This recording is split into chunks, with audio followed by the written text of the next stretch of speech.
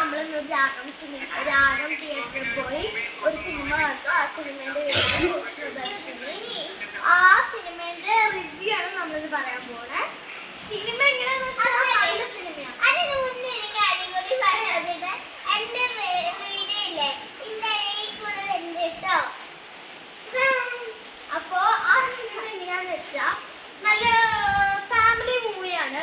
എല്ലാവർക്കും പോയി കാണാൻ പറ്റും. നല്ല മൂവി കേട്ടോ. വയസ്സായവർക്കും കാണാൻ പറ്റും.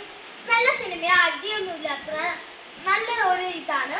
ഇതിൽ മെയിനായിട്ട് പറയേണ്ട കാര്യം ആദ്യം മുതൽ അവസാനം വരെ അതിലെ സസ്പെൻസ് ആണ് കേട്ടോ. അതാണ് മെയിനായിട്ട് പറയാനുള്ള കാര്യം. പിന്നെ അതിലത്തെ രണ്ട് ആക്ടറും പറയാം. അതെനിക്ക് അറിയുന്ന ആൾക്കാരേ ഉള്ളൂ കേട്ടോ.